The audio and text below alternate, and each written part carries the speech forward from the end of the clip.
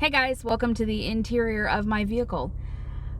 I was on my way to work and I started thinking about Pet Sematary, and with all the thoughts I had before I read it and after I read it, I've decided to do a book review before I go to work.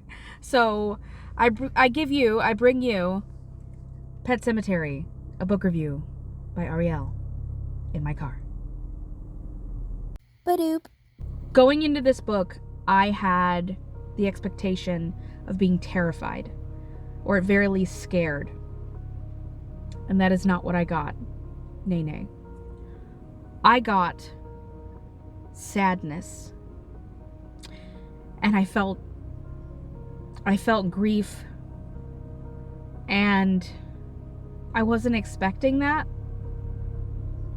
I don't know how spoiler-free this is gonna be, so watch at your own risk. A brief synopsis of the book, excuse me, if you haven't read it, is you have Lewis and Rachel who move from a city to a small town with their two children, Ellie and Gage. Lewis is a doctor. He's a very flawed individual, which is perfect, because this book is set in what feels like our world back then in the 80s. But he's flawed. He's a doctor. He's trying to be a good doctor, a good husband, a good father. Rachel is also trying to be a good mother. In my personal opinion, not trying to make the same mistakes her parents made. She's also very afraid of death, and her backstory is very important, in my opinion, to a lot of the story. Now, they have two kids, like I said before, Ellie and Gage. Ellie is very small. She's like 4 or 5. She's getting ready to go to pre-K. She's that age. Gage is a baby. So they move to this town. They meet the neighbors across the street, who are, the Crandalls have been there forever, and they talk to them about a path that is, mowed down and taken care of by the local children that leads to a pet cemetery. And the graves go back a really long time.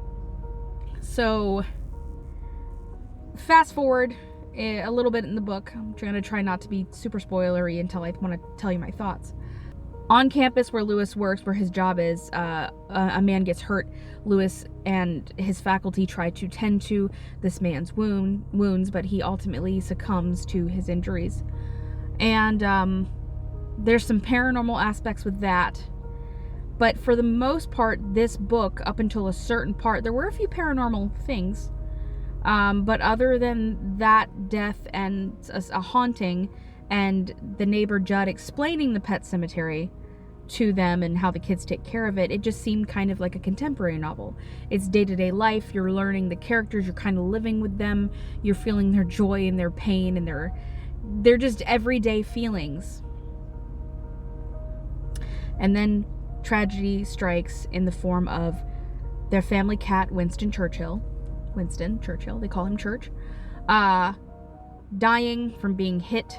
The neighbor across the street told them when they moved in the road was very dangerous, to watch out.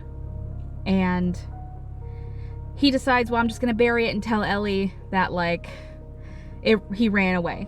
But his neighbor was like, wait a second, I want to take you somewhere. And this is where it starts to get kind of spoilery.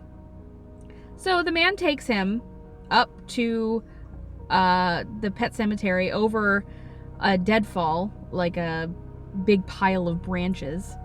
And he's like, come on, I'm going to take you to this Micmac burial ground. We're going to bury your cat. He tells him the story about how all, everything that happened about his animals and other animals and stuff like that have been buried there, and comes back. And then the cat comes back, but it's not right. He's wrong. He's more aggressive than he ever was. He smells like dirt no matter how much he's washed. Ellie now doesn't want to cuddle with him anymore. That's where everything sort of starts. And then later on in the book, after things seem more mundane again, tragedy strikes again in the form of Gage being run down by a truck on the same road. And Rachel falls into this deep depression. She lost her child. Lewis, the same. just differently. They're both grieving very differently. Ellie is also grieving differently. She's holding a picture of Gage and just carrying it everywhere. And at this point in the novel is where I was just like, man, this is just really sad. Why am I reading this? And then after talking to Jane and Kayla, I was like, all right, I'm just gonna keep going. And then the book gets good, but it also gets more graphic and a little bit more crazy. Lewis is spiraling into this. He feels sane. He feels right. He feels like he has a plan. But as I'm reading this, I'm like, no, don't do this. Don't do that to him. Not even for your own sake. Don't do that to Gage. But he does.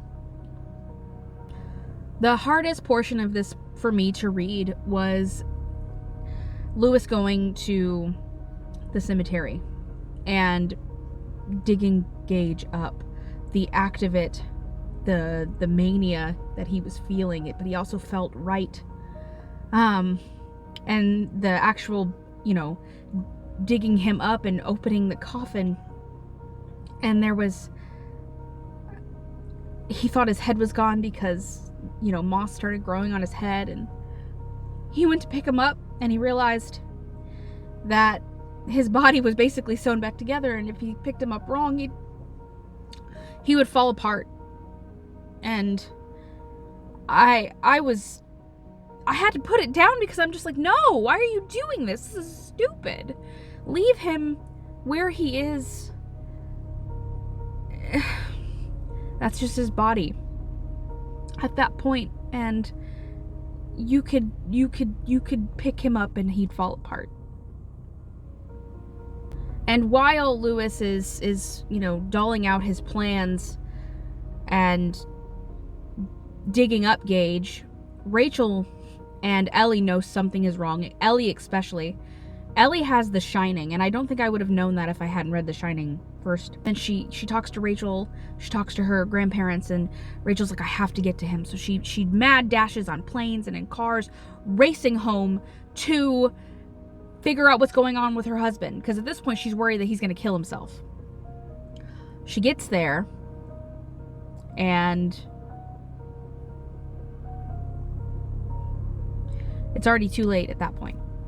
After Lewis buries Gage, he just goes home, sleeps it off. But while he's asleep, Gage comes home too, all wrong, and steals something sharp from his father in his medical bag, his little scalpel, and proceeds to go to the Crandalls, go to take care of Judd, essentially.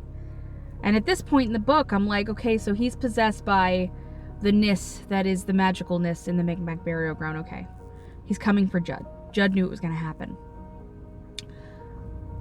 But then Rachel comes in hours after Judd is already gone, and there's Gage. And as a mother, she's my baby, like my baby. Come here. And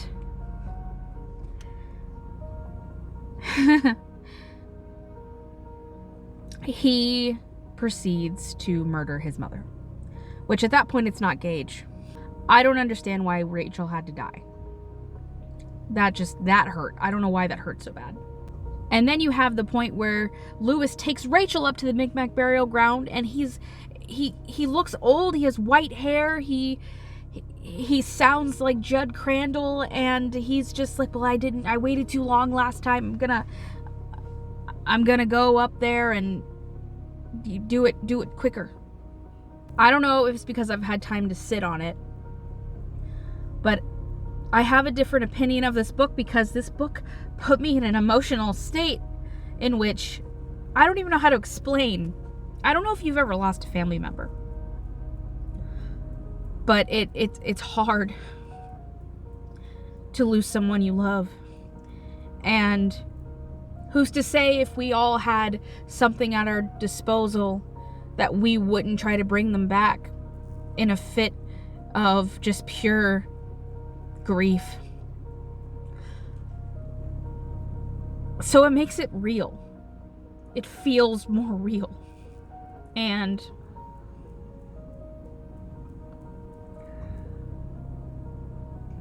it makes the thought of having someone that you have lost gone harder for me.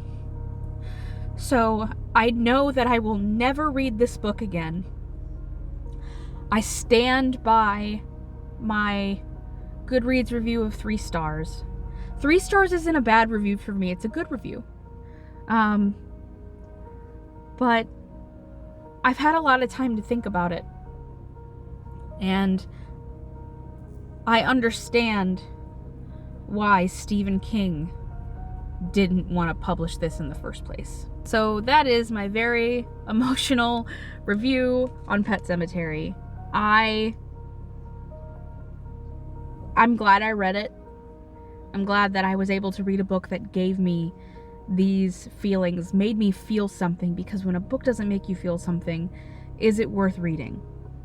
That is my question to you. Let me know down in the comments. I'm really glad I got all this out too, because I needed to. So I hope that you enjoyed my rather rambly, probably disjointed review of Pet Sematary. Let me know what you thought of it in the comments. Have a good day. Bye.